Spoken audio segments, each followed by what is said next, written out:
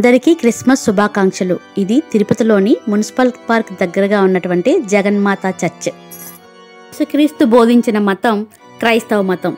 క్రైస్తవులు క్రైస్తవ మతాన్ని పాటిస్తారు. క్రైస్తవులు చేసుకునే పండుగల్లో క్రిస్మస్ పండుగ అత్యంత ప్రియమైనది.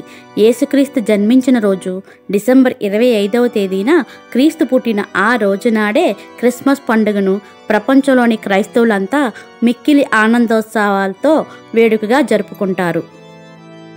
యేసు దైవత్వం సంబంధించిన విద్యను క్రిస్టోలజీ అని పిలుస్తారు. చరిత్రకారులు మానవ చరిత్రను యేసుక్రీస్తు జీవించిన కాలాన్ని కొలమానంగా తీసుకుంటారు. క్రీస్తు జన్మించక ముందు కాలాన్ని బీసీ బిఫోర్ క్రిస్ట్ అని, క్రీస్తు శకం అనగా క్రీస్తు జన్మించిన తర్వాత కాలాన్ని ఏడి అన్నో డోమిని in the year of our Lord అని అంటారు. క్రిస్మస్ పండుగ హిందువుల సంక్రాంతి పండుగ వలె 3 రోజుల పండుగ.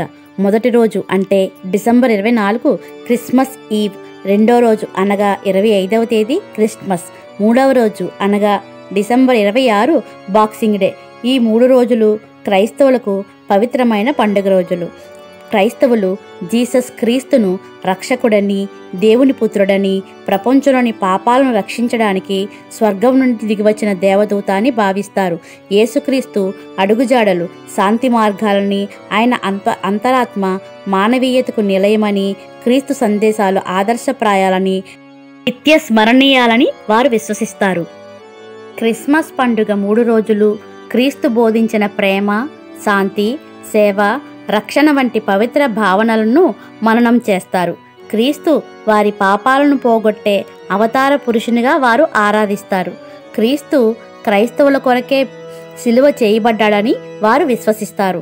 మానవుల మనస్సులలో పవిత్ర భావనలు నింపి వారి దుఃఖాల నుండి, పాపాల నుండి రక్షించి వారిని కాపాడే పండుగలలో క్రిస్మస్ ఒకటి. క్రిస్మస్ పండుగ మత సామరస్యానికి, ఇతరుల కోసం చేసిన ఆత్మ త్యాగానికి చిహ్నం.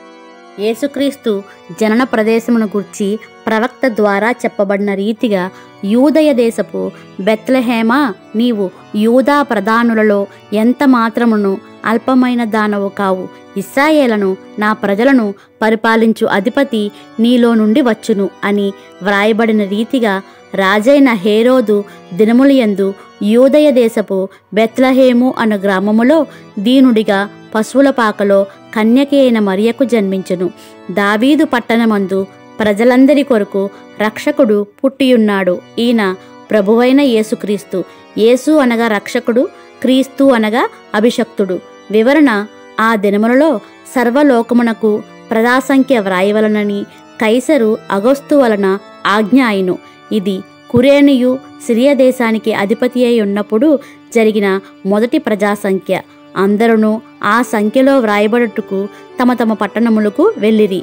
యోసేపు దావీదు వంశములలోని గోత్రములలోనూ పుట్టినవాడు గనక తనకు భార్యగా ప్రదానము చేయబడి గర్భవతి అయి ఉండిన మరియతో కూడా ఆ సంఖ్యలో వ్రాయబడుటకు గలిలయలోని నజరేతు నుండి యూదయలోని బెత్లెహేమనబడిన దావీదు ఊరికి వెళ్ళెను.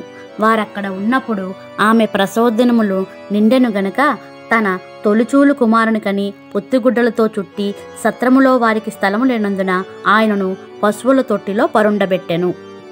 తొట్టిలో పరుండబెట్టిన బాలుడే జీసస్. అందరికీ క్రిస్మస్ శుభాకాంక్షలు.